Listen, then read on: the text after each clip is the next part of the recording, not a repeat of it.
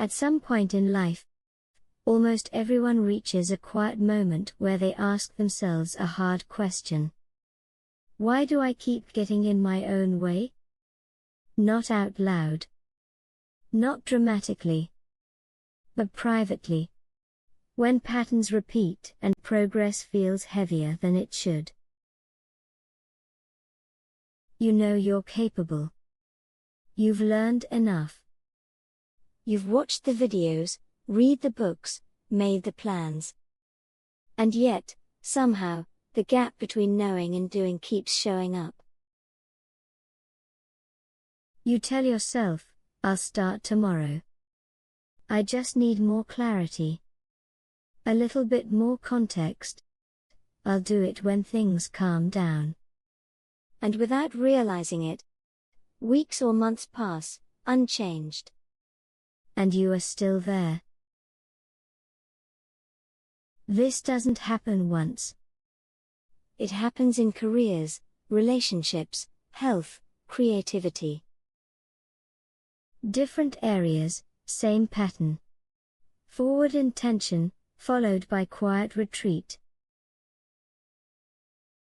Most people explain this as laziness or lack of discipline. But deep down, that explanation never really fits. Because you do care. What if the problem isn't that you're failing? What if the problem is that part of you is trying to protect you? In The Mountain Is You book, Brianna Wiest explains that self-sabotage isn't self-destruction. It's self-protection. Shaped by experiences you once needed to survive. Your brain isn't designed to make you fulfilled. It's designed to keep you safe, familiar, and emotionally intact. Anything unfamiliar, even something better, can feel threatening if it challenges who you've learned to be. That's why change feels uncomfortable long before it feels exciting. Your nervous system reacts first. Logic comes later. Wiest uses a powerful metaphor. The mountain you're trying to climb isn't outside you. It's built from habits, beliefs, and emotional patterns. Many of those patterns were formed during moments when you didn't have better tools. They worked once. They just don't work anymore. So when progress feels hard, it's not because you're incapable. But it's because something familiar inside you is resisting the unknown. And the goal isn't to fight that resistance. It's to understand it. Think about someone who hates their job but never applies elsewhere. They talk about change constantly, but never move. They don't stay because they love the job, but because the discomfort they know feels safer than uncertainty. The familiar pain becomes predictable, and the unknown feels overwhelming. Another common example shows up in personal goals. Someone wants to get healthier, exercise more, or take better care of their body. They start with motivation and genuine excitement. But stop the moment progress feels slower and results don't come quickly. And slowly, they stop showing up. Consistency forces them to sit with impatience, self-judgment, and the quiet fear that they might never become the version of themselves they imagined. Avoiding the habit becomes easier than facing those feelings. Or think about relationships. People who want closeness, but keep choosing emotional distance.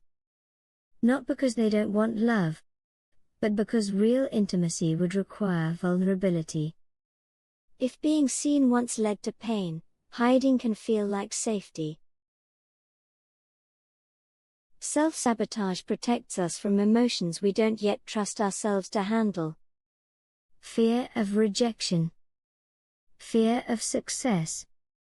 Fear of outgrowing the version of you that others expect. From the outside, the behavior looks irrational.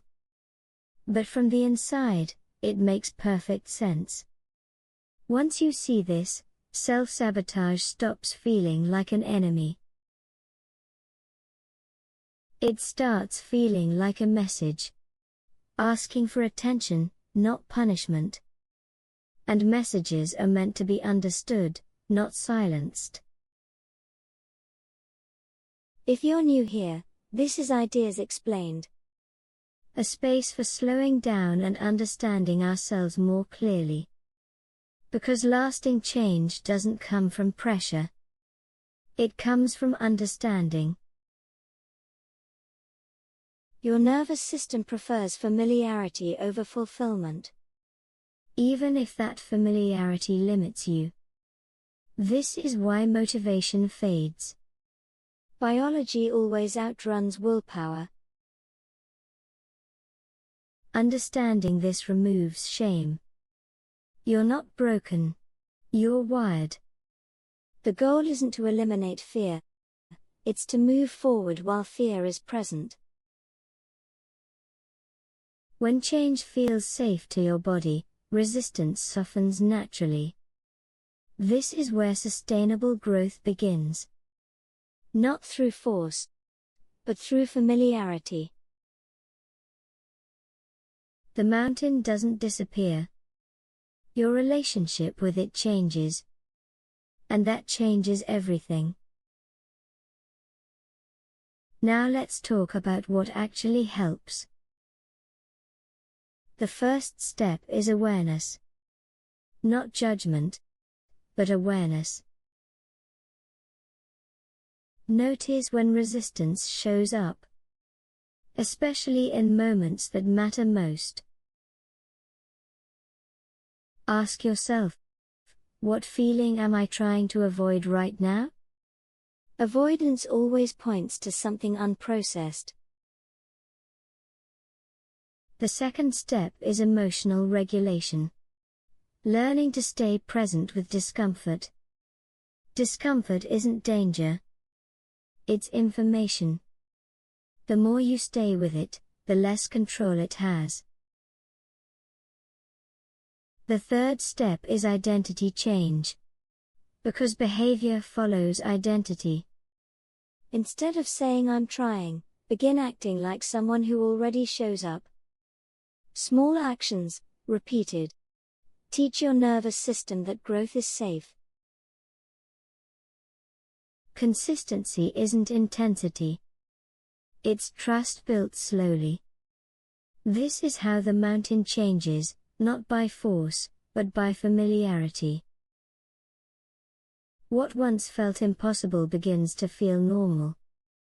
And what felt threatening becomes a guide. Growth stops being dramatic and starts being quiet. This is how real healing works. Gently, consistently, honestly. You don't climb the mountain in one moment. You climb it by showing up again tomorrow. And then the next day. And the next. Until one day, you realize you're no longer fighting yourself. You're finally working with yourself, not against yourself. The mountain was never your enemy. It was your teacher. It showed you where you needed compassion, not control. When you stop fighting yourself, progress becomes natural. And the life you've been working towards starts working with you. This video was inspired by the book The Mountain Is You by Brianna Wiest. If you'd like to explore these ideas more deeply, you'll find a link to the book in the description section. If this video helped you understand yourself a little better, you might enjoy exploring more ideas with us. Subscribe to Ideas Explained for thoughtful, practical insights into personal growth. Be patient with yourself. You're not failing. You're learning how to climb.